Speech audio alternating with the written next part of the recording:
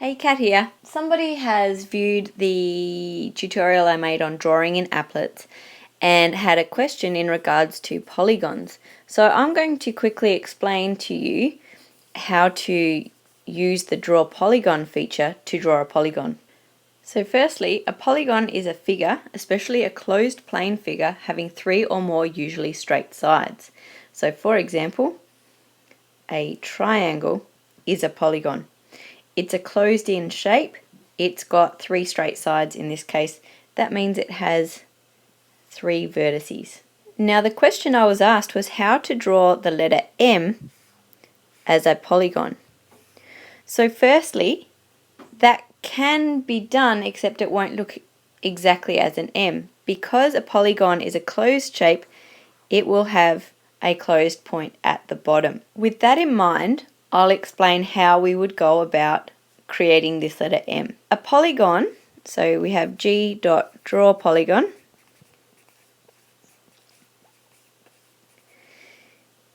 and we give it an integer array containing all the x vertices, an integer array containing all the y vertices, and then a number that is the number of vertices in the polygon.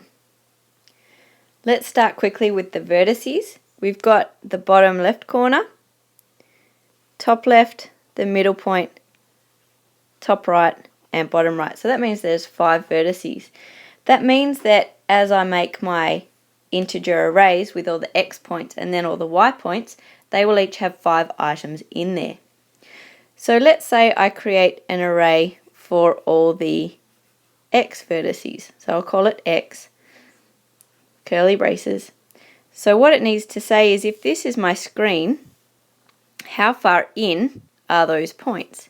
So bottom left, let's say for example that was 20. That means that the top left is in the same line with that, so that is also 20. Let's say for example that that middle one is a further 10 pixels across the screen, and then the 2 end points are also 10 along from that, so 40 and 40. Okay, so that's just saying how far across the screen each of those points are. Just quickly as well, this one has been my first point, second point, third, fourth, and fifth. Okay, so we've done our x variables. Now let's look at our y variables. And my first one, let's say so we're looking at how far down the screen is. My first one, let's say that is 40 down the screen.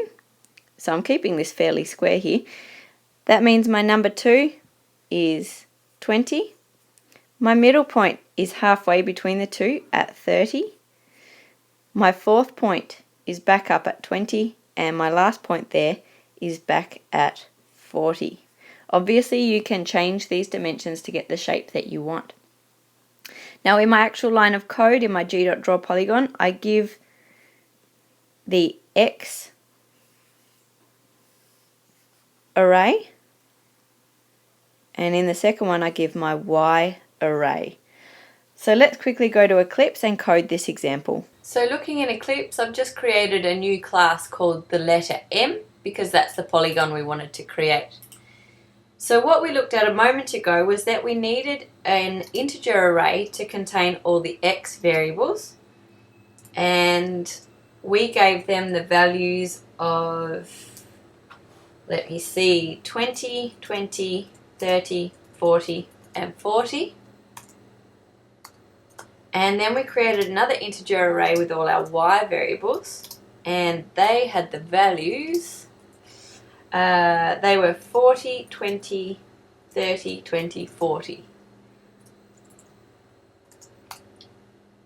Okay. Then in Paint, we used g.drawPolygon, and then we had to give it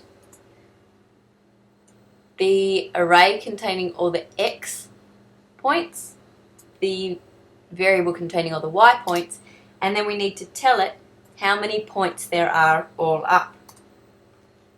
So if we just run that, let's have a look. and we've got our letter M that's closed in at the bottom. Now if I said fill polygon, that would end up a solid block.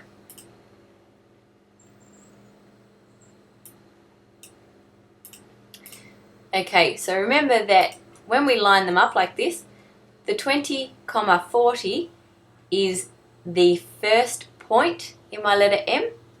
The 20, so lining them up, the 20 is the second point, which is the top left corner of my M.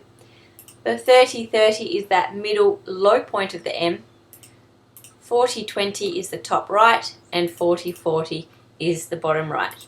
So that is how you use the integer arrays and the polygon to create the shape of your choice.